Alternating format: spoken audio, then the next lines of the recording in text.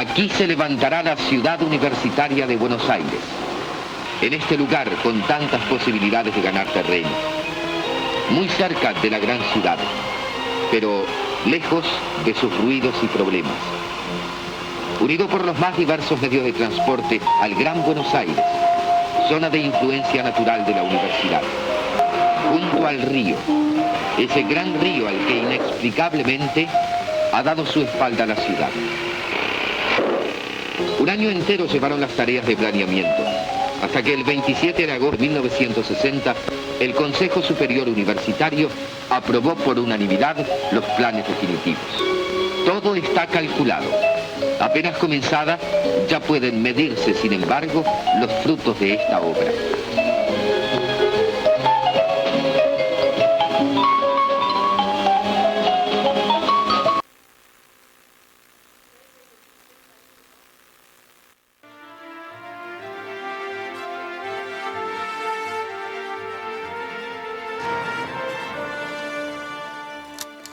Finalmente, en las elecciones de febrero de 1958, con un apoyo importante del electorado peronista, triunfa por un amplio margen la fórmula Arturo Frondizi y Alejandro Gómez.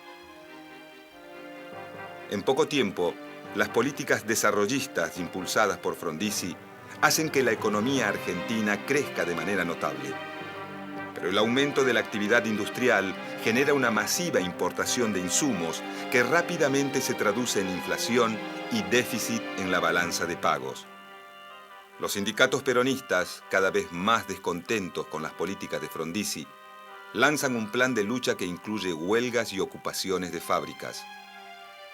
Como respuesta, el gobierno pone en marcha el Plan de Conmoción Interna del Estado, o Plan Conintes. El Plan Conintes divide al país en distintas subzonas militares, donde los comandantes de las Fuerzas Armadas tienen más poder que los gobernadores, y empleados públicos y estatales pueden ser juzgados por tribunales militares. Para comienzos de 1962, el panorama de gobierno del presidente Frondizi es bastante sombrío. Los militares...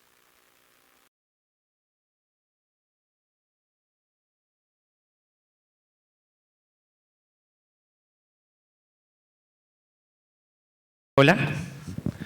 Bueno, Roberto,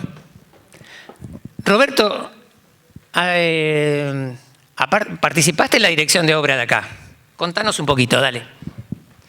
Bueno, primero quiero aclarar porque usaste la palabra capo y capo tiene distintas acepciones. Espero que la hayan tomado no en un sentido mafioso. Capo mafioso. Así capo que desde ese punto de vista quiero aclararlo. Bueno, Carlos creo que ha hecho un elogio excesivo.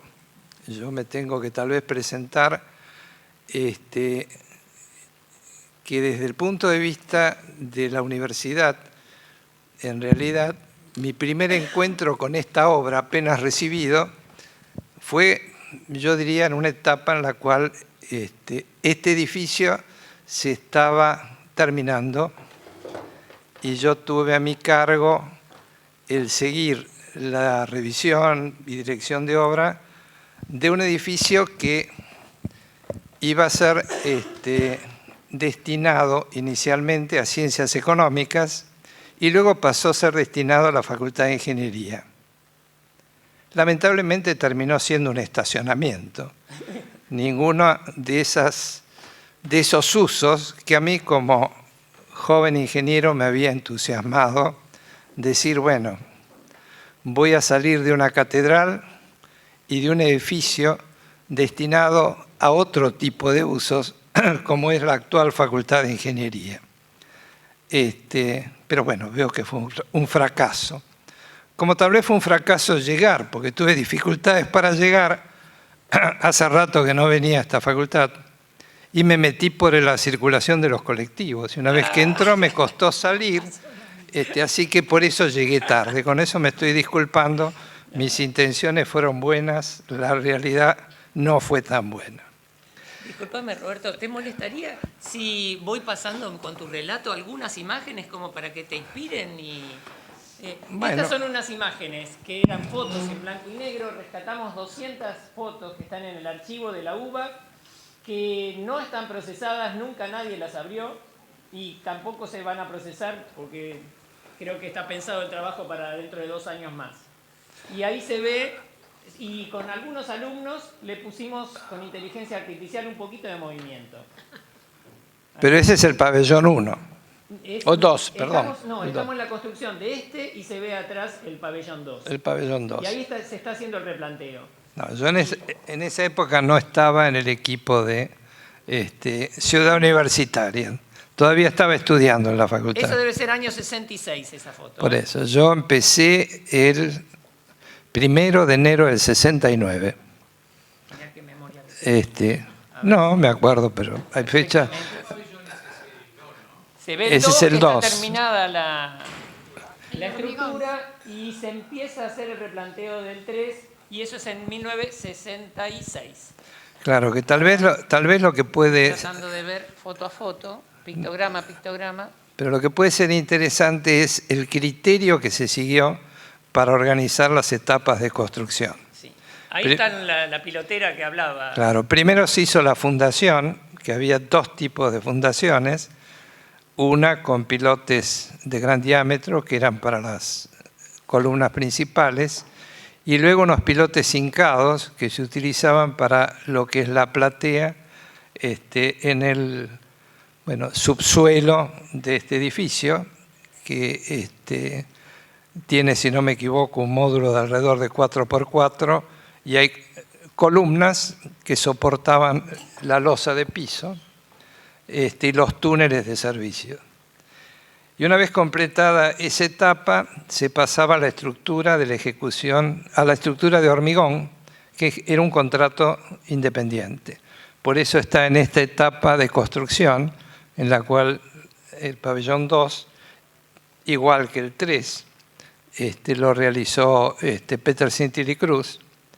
Y luego, por un contrato adicional, se contrataba el completamiento de la obra civil, no en su totalidad, porque quedaban separadas algunas instalaciones y algún equipamiento complementario.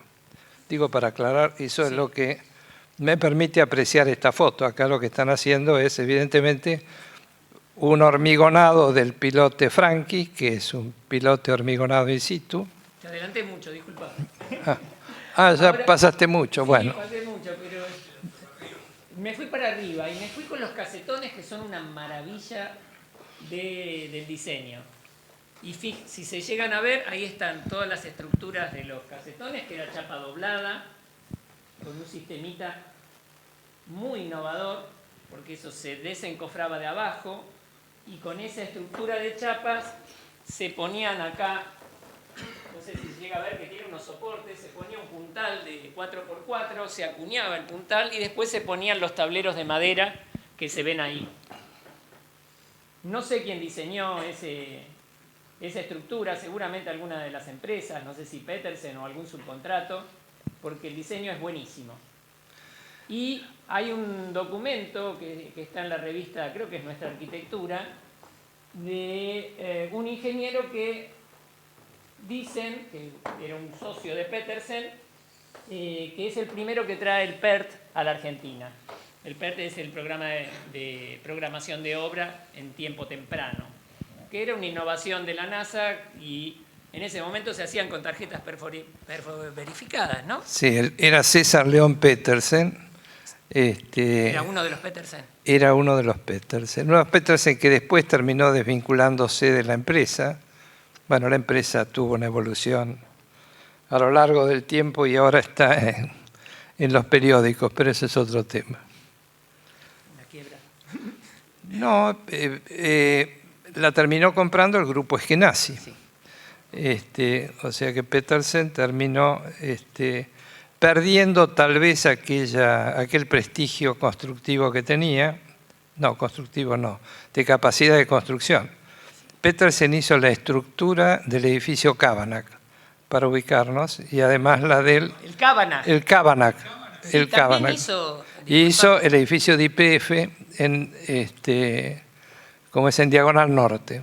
O sea, era una empresa... El CSK, 1910 hizo el CSK, hizo el pasaje Rivarola. No, o sea, pero me pierdo. ¿El CSK no? Sí, también. El Correo Central. Ah, el Correo Central. Bueno, Estoy de acuerdo. No, hizo el Correo Central también. ¿El Palacio de la Libertad querés que te diga? No, porque los que hicieron la remodelación, yo por eso entendí, Perdón. Los que hicieron la remodelación fueron el grupo Suco, Riva y compañía. Sí. No no fue Petersen. Ya Petersen no era una empresa líder en nuestro medio. Estoy pasando las imágenes que les pudimos poner movimiento, que son las imágenes donde aparecen personas. Fíjense ahí el detalle de los encofrados, que para poder desmoldarlos tienen forma troncocónica. Y todas las vigas es un sistema maravilloso, porque realmente permitían agilizar los tiempos de obra y permitían también, a través de los huecos que tenían las vigas Vierendel, pasar todas las instalaciones. En cierta forma eran edificios indeterminados y era un módulo que se repetía ad infinitum como si fuera un circuito impreso casi. Es algo que dice Federico Febre. Y no está mal, porque era la idea de una arquitectura casi sistemática que podía albergar cualquier función. Era la racionalización de la construcción, que creo que el edificio brinda bastantes ejemplos por lo sistematizado de algunas de sus soluciones. Es el aula magna de Exactas, que es muy parecida a esta. Claro, pero algo también para destacar, para hacer el montaje de operación en estos edificios, se instalaron grúas sobre rieles. Las grúas eran rieles, se movían sobre rieles en la dirección longitudinal del edificio y la pluma permitía cubrir todo el edificio para la movilización de equipos y elementos. Debo tener alguna fotito por ahí. Y ese es un hecho que yo no volví a ver en edificios, el hecho de poner una grúa, una grúa sobre rieles. Hoy en día, en general, si hay una construcción grande como esta, se instalan varias grúas, pero sobre puntos fijos. Esta que vemos acá es una maravilla de la técnica y es la cubierta de Exactas. A ver si le ponemos un poquito de movimiento. Que son troncos de cono hechos en hormigón con una carpintería maravillosa y que, no sé si se llega a ver por atrás, tienen unos hierros despostezados. Y esos troncos de cono miden 2,10 metros y los módulos son de 4x4. Y arriba va un caperuzón prefabricado y tiene una luz mucho mayor. Acá tenemos un patio central que tiene 32 por 24. Y el otro tiene 8 metros más de luz de cada lado. Es impresionante. Subir todo ese hormigón para hacerlo en esa altura, una obra descomunal. Y la carpintería, ¿no? A ver si tengo más imágenes.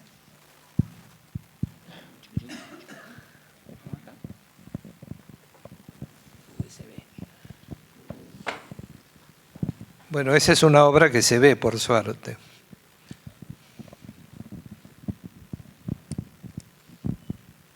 Ahora, hay algo del espíritu de la época donde ustedes se sentían que estaban haciendo no solo un bien al país, sino que estaban en la cúspide de la innovación, ¿no? Contanos algo un poquito, Lilian. ¿Querés pasarle el micrófono? No, está bien, hay uno acá. ¿Se escucha? Este es seguro. Ah, está bien. Nos sentíamos como estudiantes y dibujantes de esta innovación en algo que no correspondía a lo que veíamos todos los días.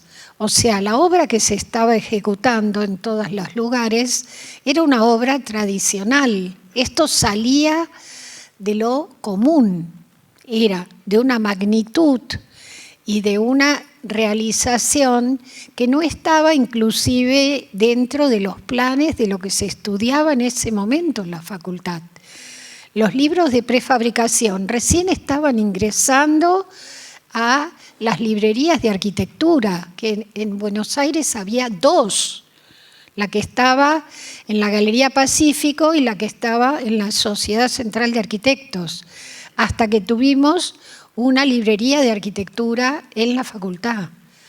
Era algo totalmente nuevo, era como ir descubriendo algo con una forma distinta de concebir el espacio, de elegir los materiales.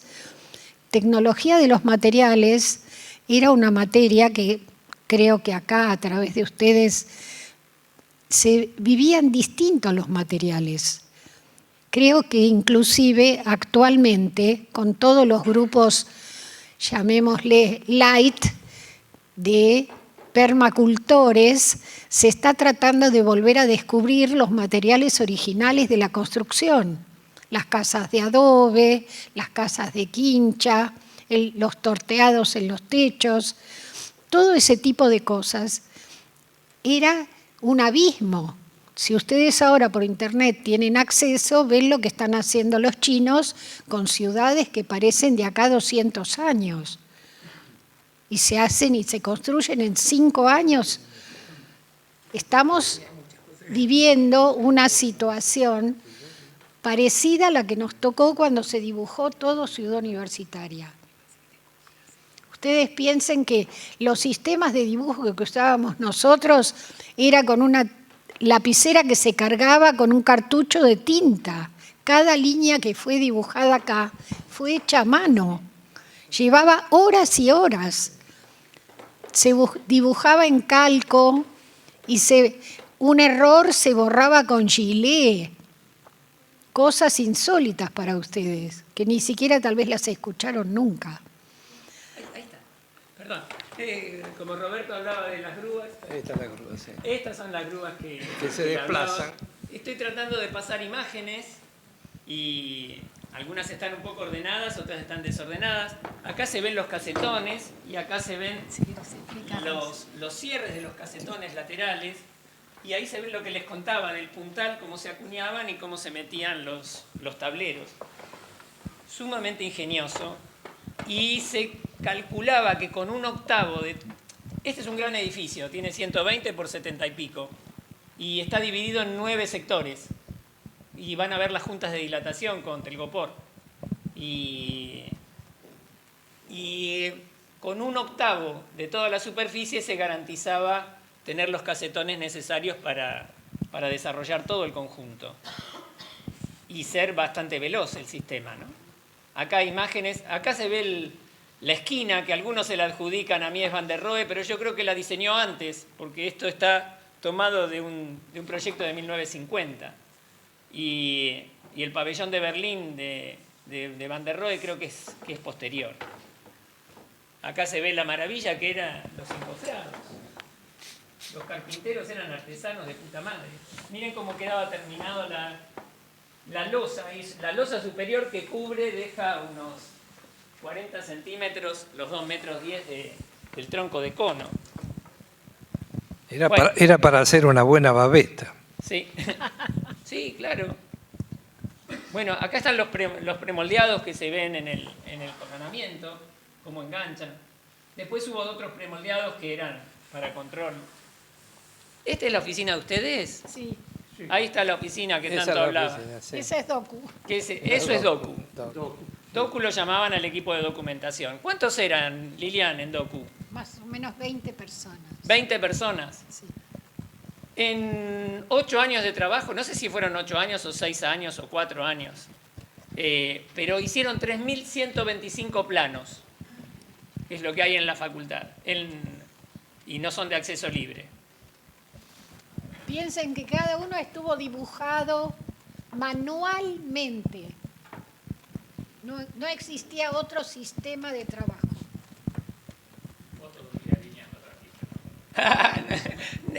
No usaban tiralínea, me parece que ya había Rotring. Ya había Rotring, pero era bastante complejo porque los Rotring se tapaban, la Ahí está la tinta gran- se más solidificaba, se iban por las esa era cañerías había cuando una muy nos grande. Esa debe lavábamos. ser la más grande. Sí, Así esa que recuerdo. no era tan fácil, pero dibujábamos todo con Rotring y letrógrafo.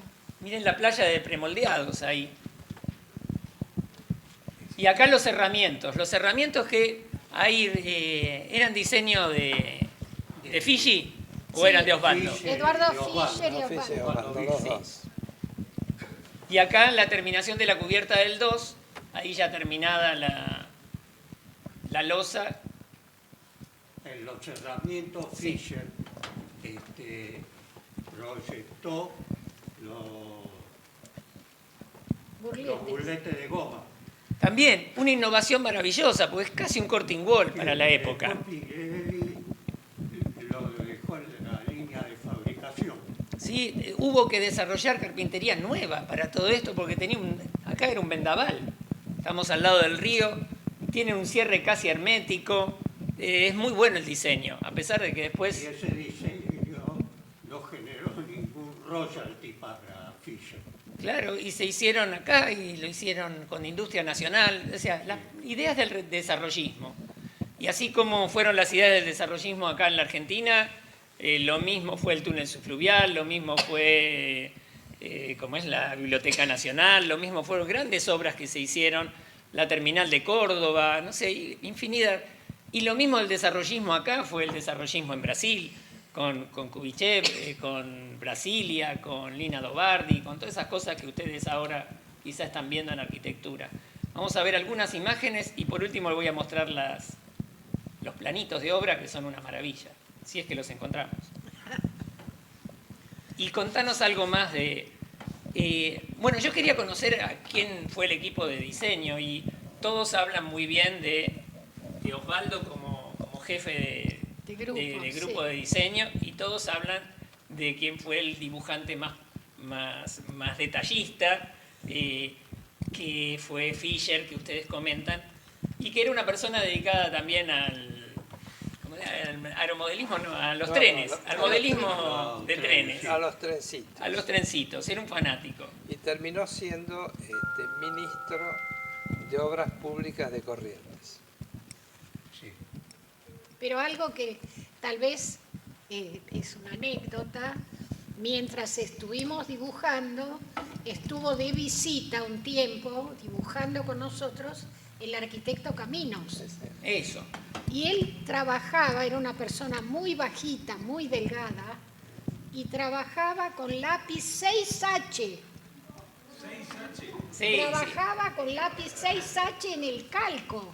O sea, no podía haber error, porque el calco con 6H casi lo Lo calaba. cortás, Sí. lo cortás. Dicen que Wright también, porque, bueno, me llegó ese dato a través de un discípulo de... Pero de Wright. eso tal vez me da para comentar alguna anécdota. ¿Saben ustedes por qué se usaba un lápiz tan duro? Porque la computadora en ese momento analógica que existía era el cálculo gráfico. Y entonces uno dibujaba en escala diagramas, polígonos, y después sacaba medidas de las resultantes de ese diagrama. Es decir, era lo que hacemos hoy con una computadora o con el AutoCAD si queremos llegar a tener precisión. Yo tuve un profesor en la escuela secundaria que me enseñó a dibujar con ese criterio y también me enseñó a sacarle punta a las gomas, porque había que tener cuidado cuando uno borraba lo que quería. Fuiste al Krause. Estuve en el Krause, sí. Efectivamente. Egresé del Krause. Mira, acá hay una imagen que es la maravilla de la técnica. Yo creo que es lo más logrado de todo el proyecto. ¿Se dan cuenta, no? Es nuestra cubierta.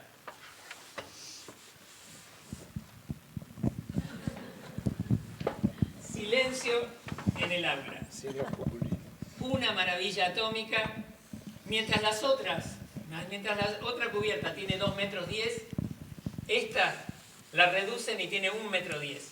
Y en vez de ser un tronco de cono así, son unas vigas en B, huecas, que están empotradas con menor luz. Tienen 8 metros menos de luz. maravilla de la técnica, y eso seguramente, por el decir de Lilian, debe haber sido obra de Osvaldo y de... Sí, trabajo fino de elaboración. Fíjense que esto que se ve plano, no es plano, sino que tiene la forma de una catenaria. ¿Ven el chaflán?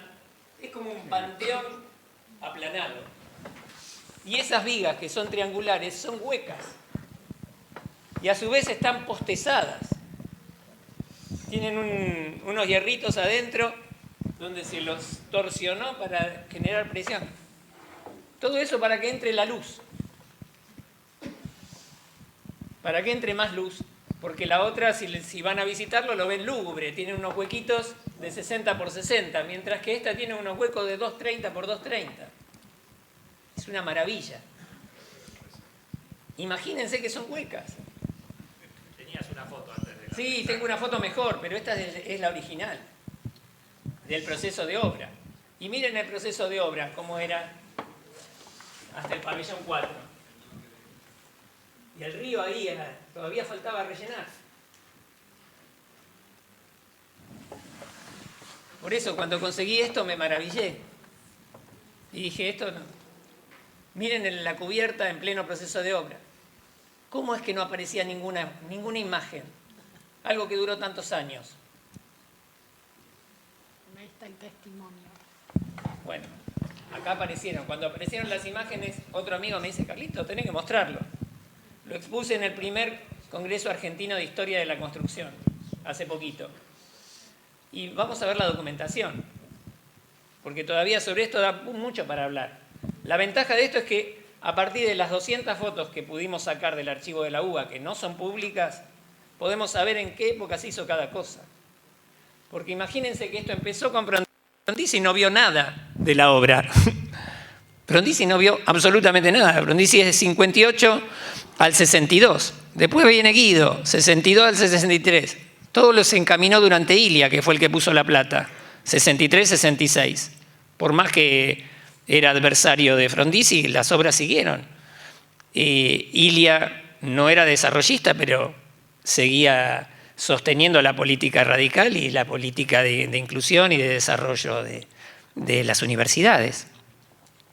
Y después viene el 66, Onganía. La otra vez, acá está presente mi amigo Carlitos Molina y Bedia, que él me comentaba que junto con esa represión de la noche de los bastones largos, le pegaron a muchos estudiantes norteamericanos que venían acá a estudiar, porque la universidad era muy buena. Datos que como siempre, él me da y que después me cuesta a mí mucho corroborar. Y tengo que trabajar como un loco para poder dar fe de todas las cosas que me cuentan, ¿no? Y ahora vamos a buscarla. Contame más anécdotas, Lilian, por favor, dale. Éramos un grupo que estábamos tan aislados de la ciudad que solo se podía llegar a trabajar en tren desde Puente Saavedra a una parada de tren. No había ni siquiera estación, no había boletería, que venía a Retiro desde Puente Saavedra, o si no, un colectivo desde Monroe y Cabildo por hora, un 107 por hora pasaba. Así veníamos a trabajar y se venía caminando por el campo hasta el río. Teníamos un grupo, todo el grupo de trabajo, y como no teníamos nada para comer, una vez por semana nos poníamos de acuerdo y íbamos al único supermercado que había, donde está la General Paz y Libertador. En ese momento creo que se llamaba Gigante o algo así, y traíamos víveres para una heladera que teníamos en la oficina. Y contá que Catalano y Caminos vivían en Estados Unidos, y Caminos vino un año entero, ¿cómo le decían a Caminos? No, Dale, el peticín, le decían. Y sí, porque era una persona muy pequeña. Yo soy baja, pero él era más bajo que yo todavía y delgadito. Pero le encantaba compartir con nosotros el trabajo, y a cada uno de nosotros nos tocaba hacer la comida. Pero ¿qué pasaba? En la heladera teníamos nada más que cosas para ensalada Y Peter Sentiel y Cruz, en el Obrador, hacía en esa época asado para toda la gente que trabajaba. Entonces nosotros le dábamos la carne que habíamos comprado y nos hacían la carne. Entonces comíamos todos los días al mediodía carne con ensalada, que cocinábamos cada uno de nosotros las ensaladas. Disculpame, y se tomó un año sabático para seguir la obra entera, mientras Catalano seguía en Estados Unidos, el socio. Y los planos que ellos traían, el grupo Docu y seguramente el equipo de Canva, Sí. con vos, los reorganizarían. Esos planos no están en la Argentina. Acabo de enterarme a través de alguien que conoció al hijo de Caminos, que el hijo de Caminos lo vendió al MIT. Y así nos pasa con nuestra historia.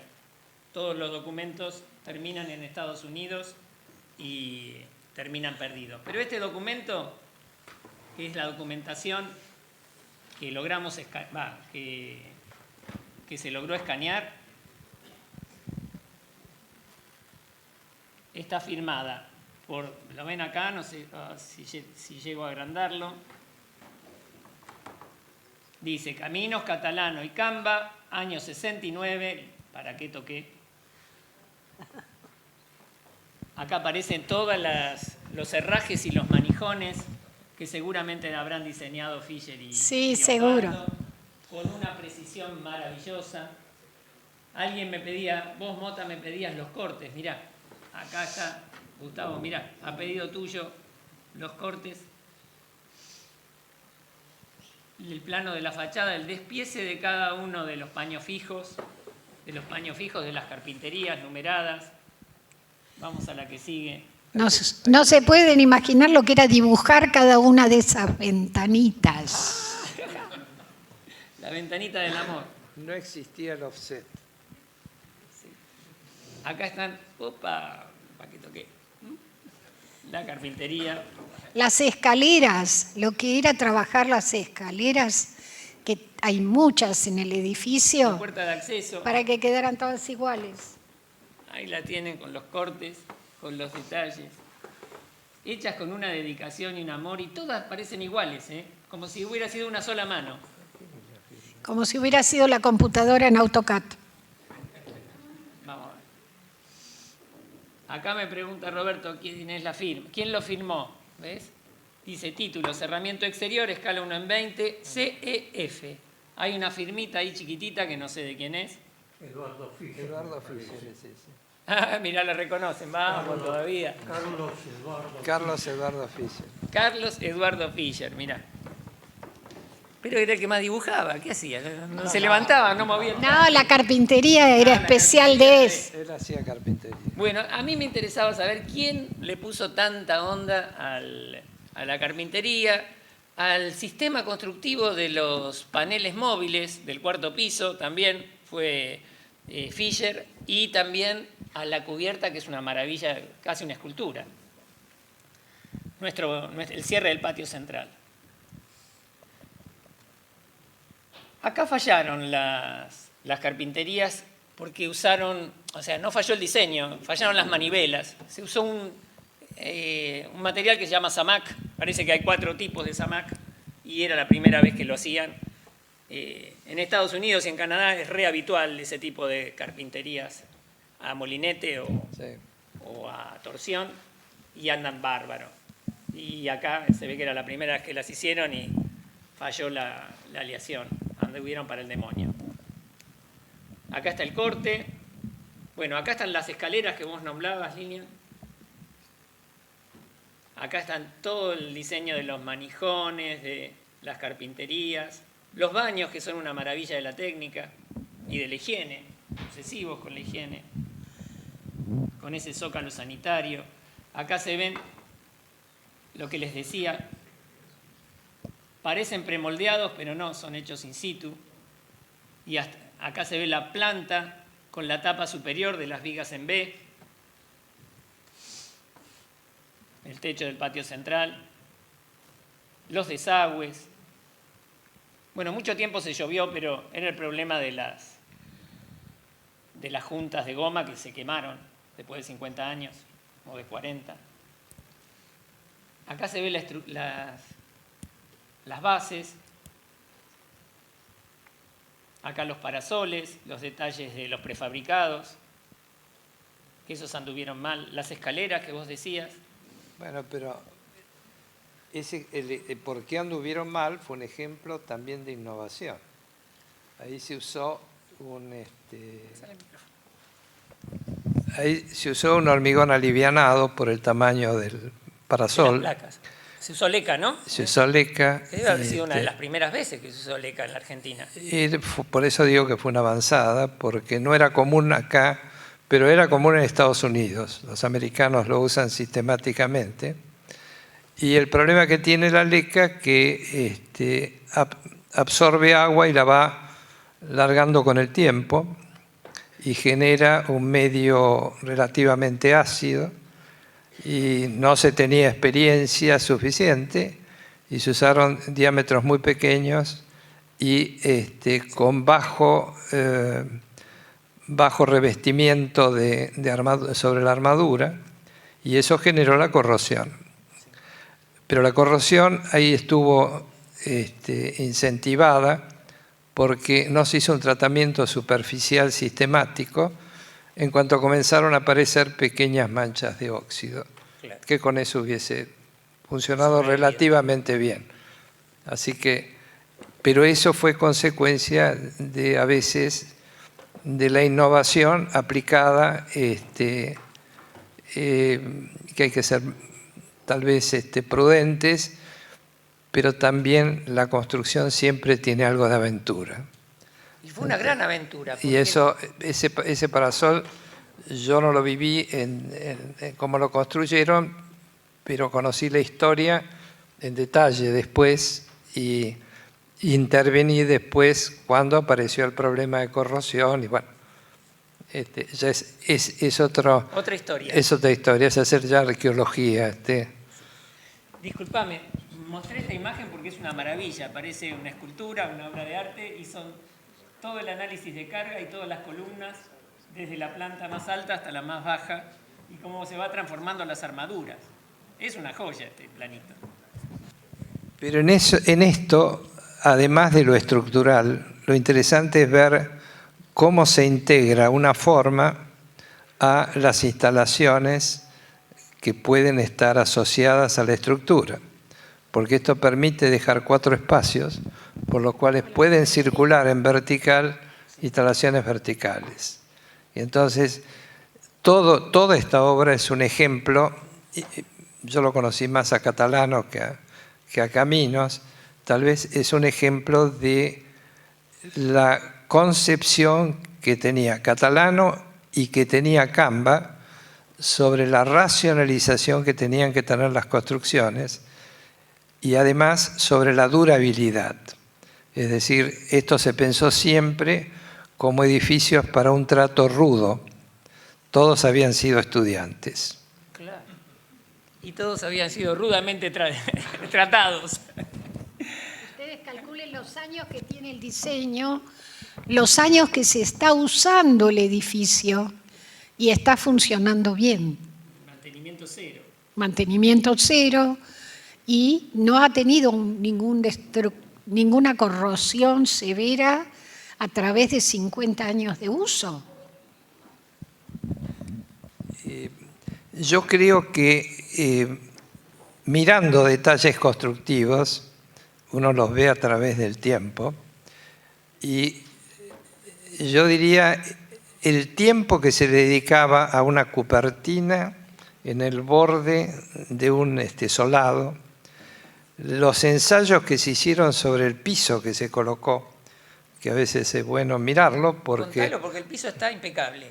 Claro, ese piso en ese momento lo fabricaba una firma que era Bossi, hermanos, que ha desaparecido. ¿No sigue estando enfrente del hospital italiano? No. ¿O es Quadri? Esa es Quadri. Hoy no está más Bossi. Bossi estaba acá en Figueroa Alcorta y Salguero.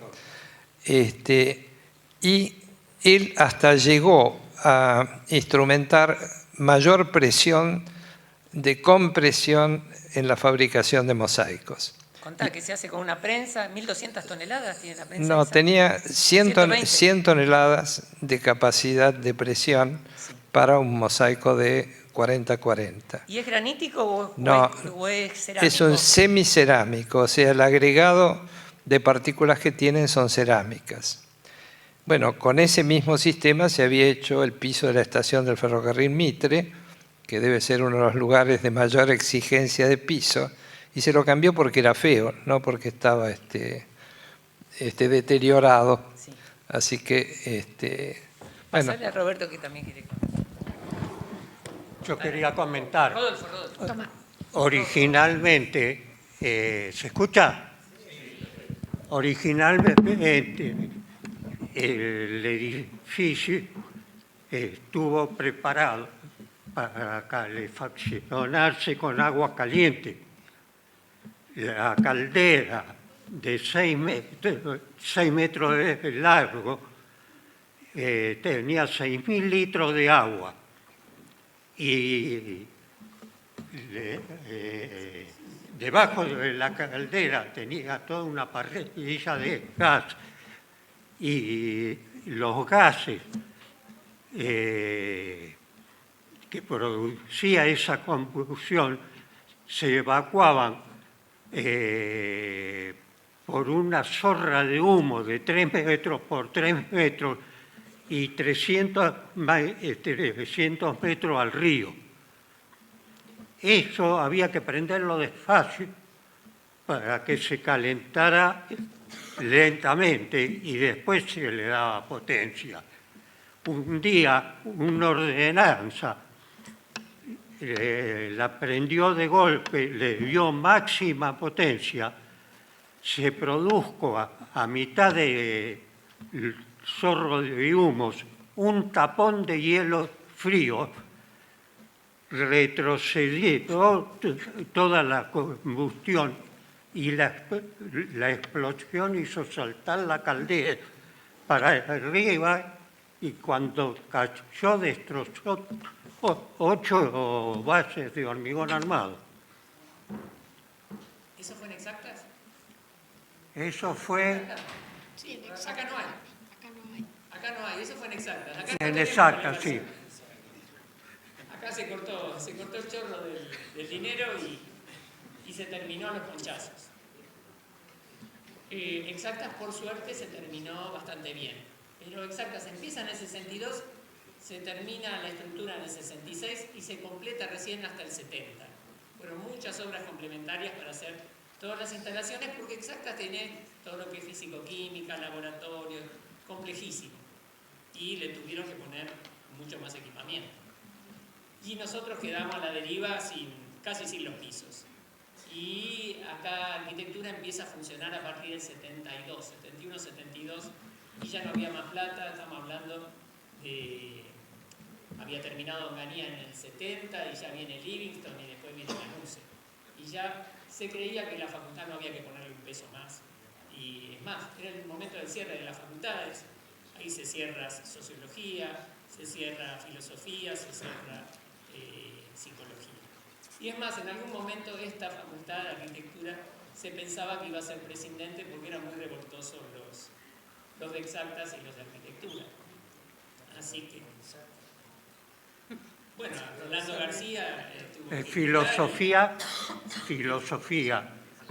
arquitectura y creo que medicina eran los más revoltosos. Y esta es la facultad que tiene más desaparecidos. Sí, Después, así exacto. No tienen más que mirar el cartel de la planta, Sí. planta baja y que es parte de nuestra historia. Así. Así que yo creo que por hoy estoy más que agradecido con la visita y la presencia de ustedes y quería dejarles, ya que la universidad no lo pudo hacer, de mi parte un pequeño obsequio. Luli, no sé si está por ahí. Luli, acércate por favor. Acá con los alumnos del laboratorio hicimos una pavadita que es algo para recordar y bueno, que fue una idea que se nos ocurrió a último momento. Vení, subite, dale, sin miedo. Vamos. Vamos, juventud, divino tesoro, dale. Es una pavada para recordar Dale, elijan así lo que sea. Es un llaverito que hicimos con el modelo de los casetones. Mostralo, mostralo. Casetón. Es un casetón para cada uno, de recuerdos.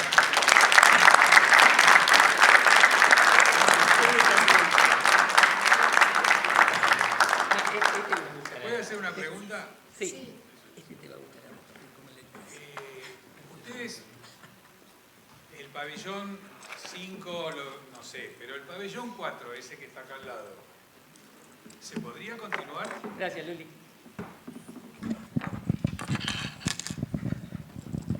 Perdón, yo pienso que sí se puede continuar, si bien no he realizado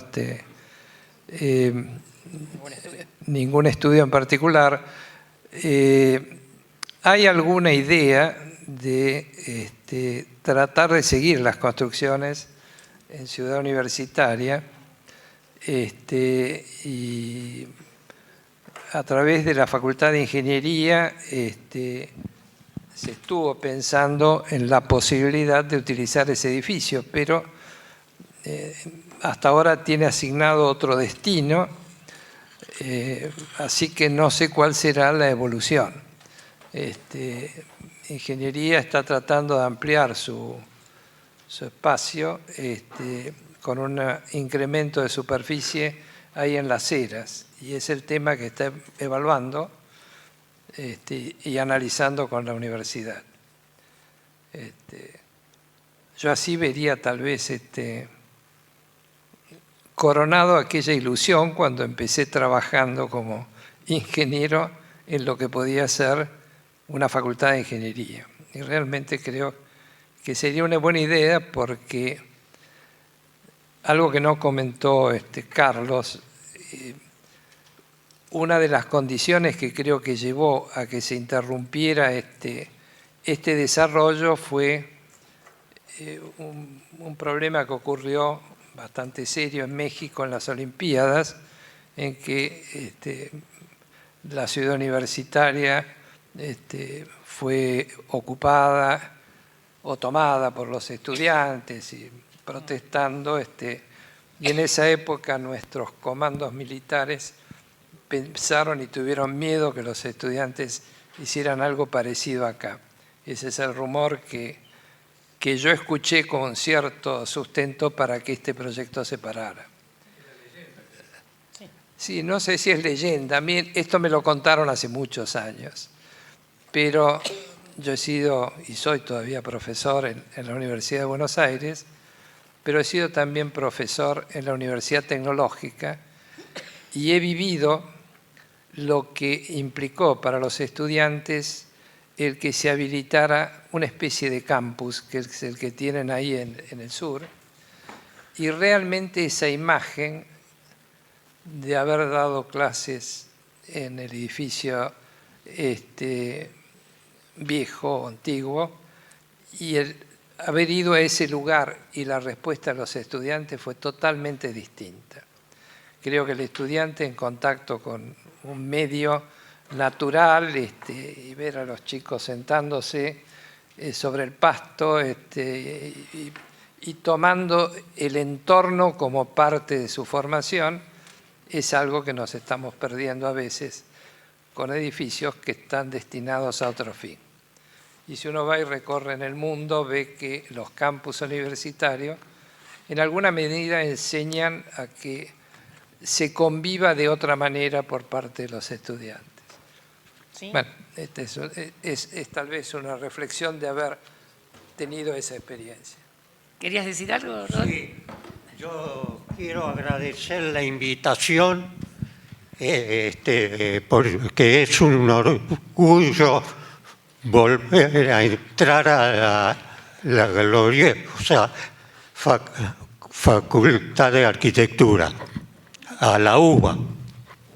Gracias.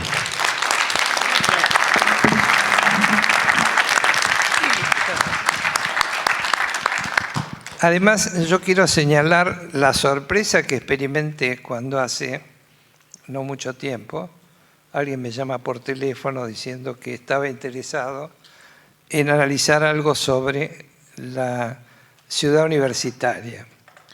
Y veo que se ha transformado en un tendencioso fanático a través de este tema, lo cual es importante porque es el principio de un investigador, y creo que te estás transformando en un investigador de este tema.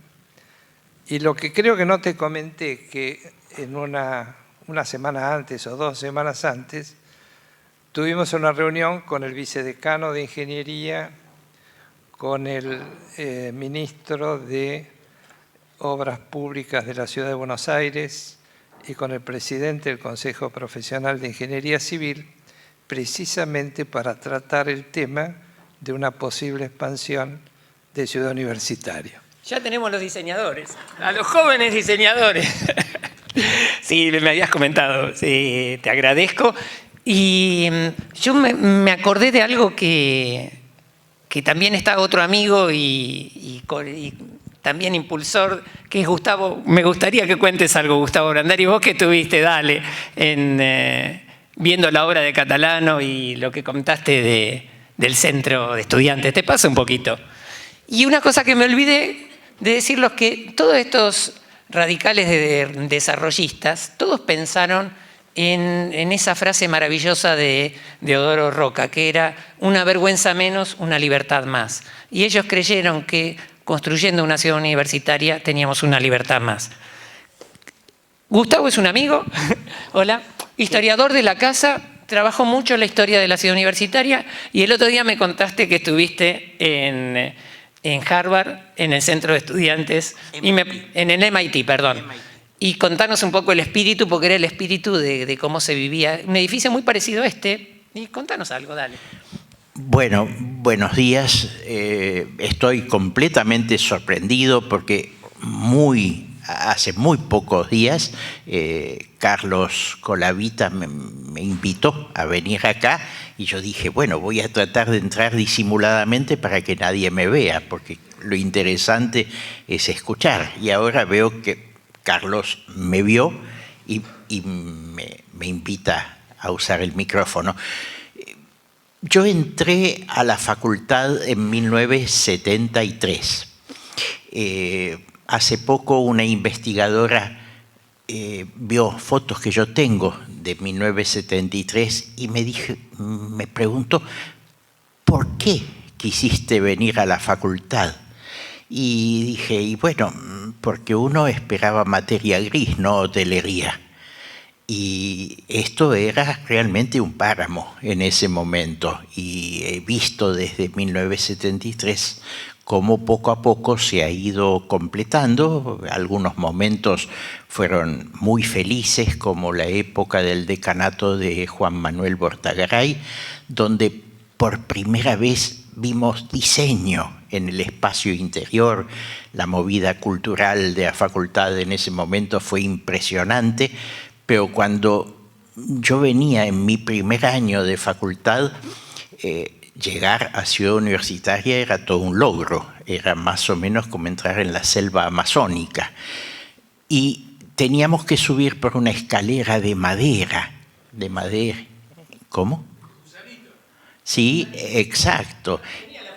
Con algunas características. El día que había mucho viento, las entregas se volaban hasta River, de modo que había que subir abrazado a la entrega. Algunos compañeros nuestros contrataban un flete para llegar con el camioncito hasta la facultad, y entrábamos a la facultad y estaba todo prácticamente vacío, no había divisiones interiores, había algunas construcciones de madera, de tablas de madera para poder convertir eso en un espacio más o menos habitable.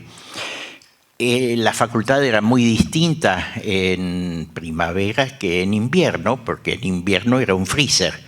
Por supuesto, veníamos hiperabrigados, pero no teníamos las telas de la ropa actual. De modo que era toda una aventura, realmente. En el año, se habló de cuestiones políticas y todo eso se cruzó. Casi siempre los que quieren hacer mal las cosas tampoco saben hacerlas. De modo que una ciudad universitaria, un campus, era el recurso más fácil para poder reprimir a los estudiantes, y ni siquiera de eso se dieron cuenta, porque tenerlos rodeados es mucho más práctico que tenerlos dispersos por la ciudad. La prueba está en que alrededor del Congreso hay una especie de neurosis, porque no haya manifestaciones, y si hay una manifestación en Ciudad Universitaria no se entera nadie. De modo que quien quiere hacer mal las cosas, felizmente, no sabe hacerlas tampoco. Pero los cambios a lo largo del tiempo fueron muy grandes. Hemos sido testigos, hemos empezado a descubrir la facultad y a quererla. En determinado momento, que podemos saber con mucha precisión cuándo fue, apareció esta aula magna, el rediseño de la biblioteca. Esto empezó a ser algo parecido al sueño que tuvieron cuando la imaginaron. Yo tuve la suerte en un momento de conocerlo personalmente a Catalano, cuando vino por la Floralis genérica. Manuel Net me lo presentó en la biblioteca y no sé mucho más. Es decir, me he esforzado por aprender, y creo que lo interesante de la labor que está haciendo Carlos Colavita, y también la magíster y dentro de pocos días doctora Griselda Flessler, que está investigando el aspecto humano, la vida dentro de la Facultad de Arquitectura, todo esto va a ir confluyendo en que tengamos una conciencia mayor de lo que tenemos, que no es poco, que no es poco. Así que... Bueno, ojalá que sigamos descubriendo cosas, ¿no? Porque con todas estas imágenes, con todos estos nuevos amigos, podemos seguir pensando tal vez un presente y un futuro mejor, ¿no? Así que nos veremos la próxima. Un gusto. Se vienen los souvenirs.